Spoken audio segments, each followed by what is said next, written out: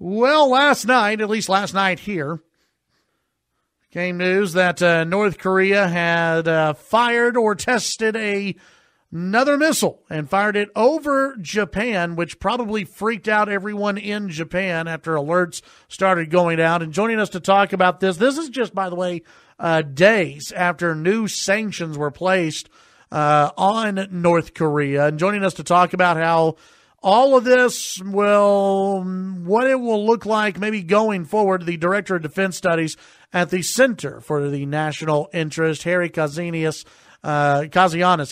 Harry, good morning. Welcome.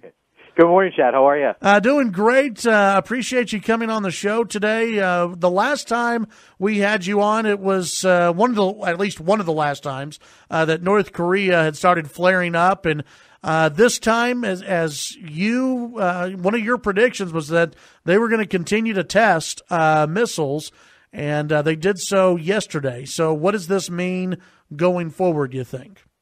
Well, Chad, welcome to the new normal. Welcome to a world in 2017 where a country as close to Nazi Germany as you can get now has nuclear weapons, but it has the ability now to pair those nuclear weapons with missiles and basically fire them very long distances.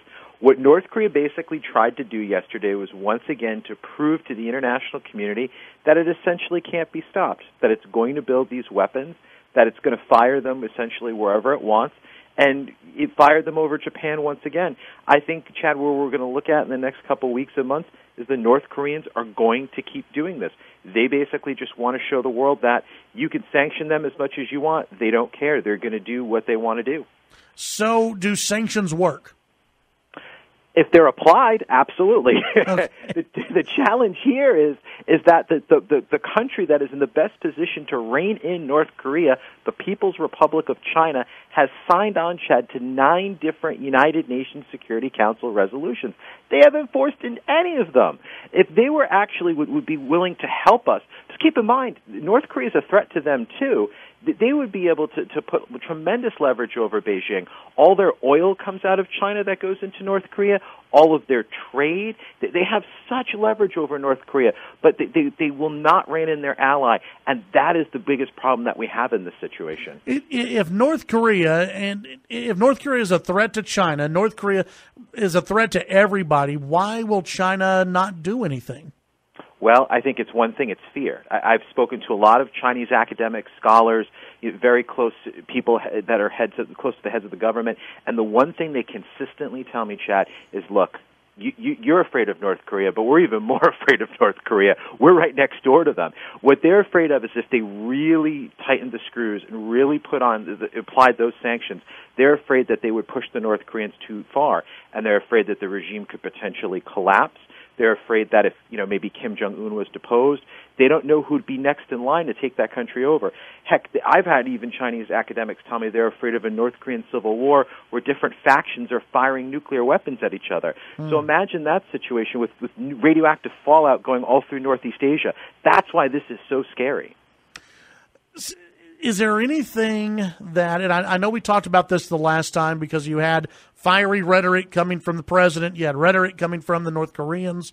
Is there anything reasonably that the United States can do, or are we just in a position now, hey, it's 2017, nothing was done during the Clinton administration, nothing was done during the Bush administration as far as stopping this progression, nothing was done in the Obama administration, and now we're just at a point where nothing can get done?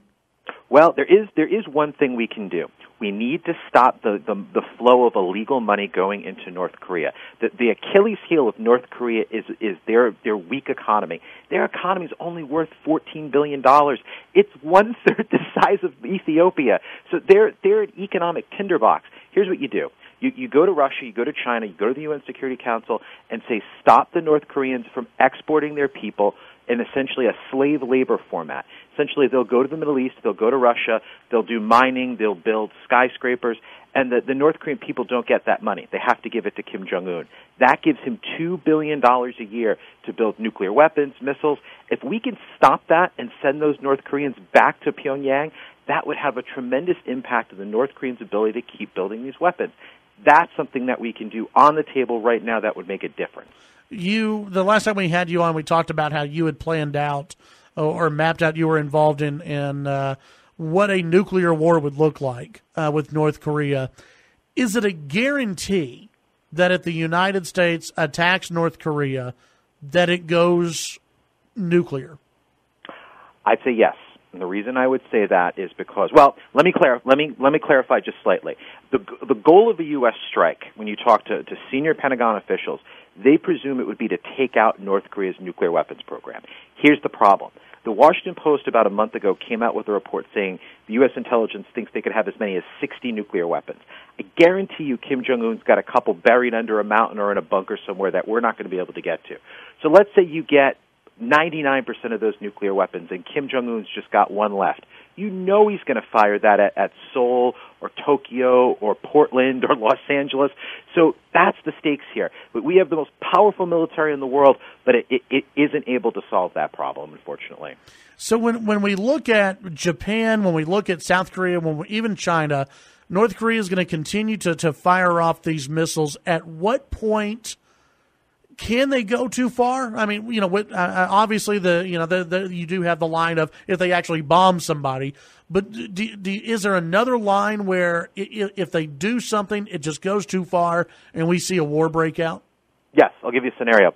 So let's say, for example, they test another missile 3 weeks from now, but that missile goes bad. Let's say its guidance system fails, and instead of dropping off in the mid-Pacific, it crash lands in Tokyo or Seoul or some other populated area in South Korea or Japan.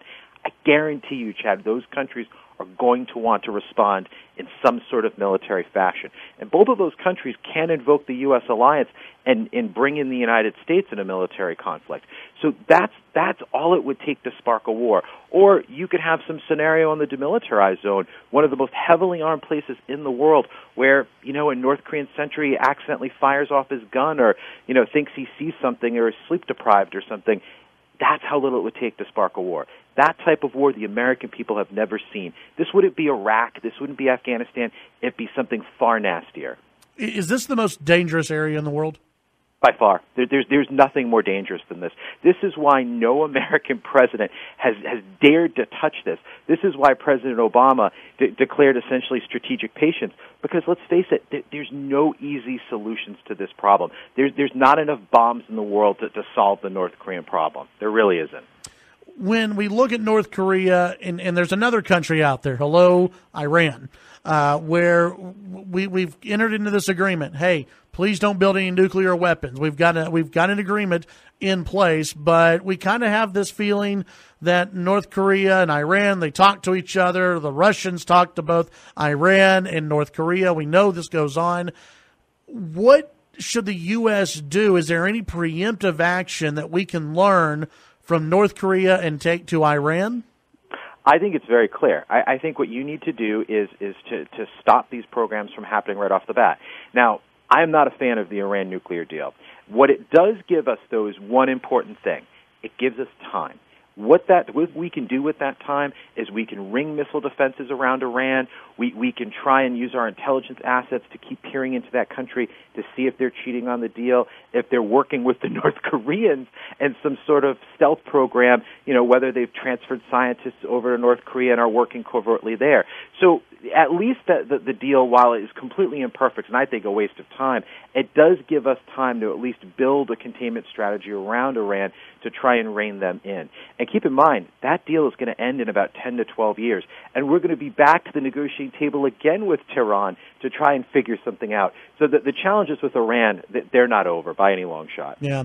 Well, so what do we need to be on the lookout for? I asked you this last time, and you nailed it, that they were going to fire off some of these missiles. So what do you think? When you're looking into the future, what do we need to be looking out for?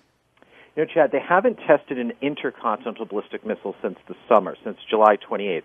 So they're a little overdue. In fact, I was predicting that they would test another ICBM. So they're going to need to continue testing that capability. It's going to take them a lot of launches to get that perfected. So I would look in the next couple of weeks, probably in a response to more UN Security Council resolutions coming out today or in the coming days, they'll fire an ICBM. They could fire one and drop it off the coast of the west coast of the United States. They could drop one into the South Pacific. They have the range to do that. So I think they're going to want to, again, have another demonstration of power. I think that's what's next. Do they, by the way, before I let you go, do they have the hydrogen bomb yet? I think they do. The latest estimates that came out, they've been revised upward and actually doubled to 250 kilotons. That's 250,000 tons of TNT. That's a city killer. I would say they're there. Man, a scary place for sure, and I don't know. I don't know what the fix is. I don't know if anybody knows exactly what a clean fix is, and unless you can go in there and try to topple him covertly, but even then, I don't know if there's a good answer. The land of lousy options, my friend. Harry, thank you very much. Appreciate your time. Thanks for having me. All right, absolutely. We'll visit with you down the road, I'm sure.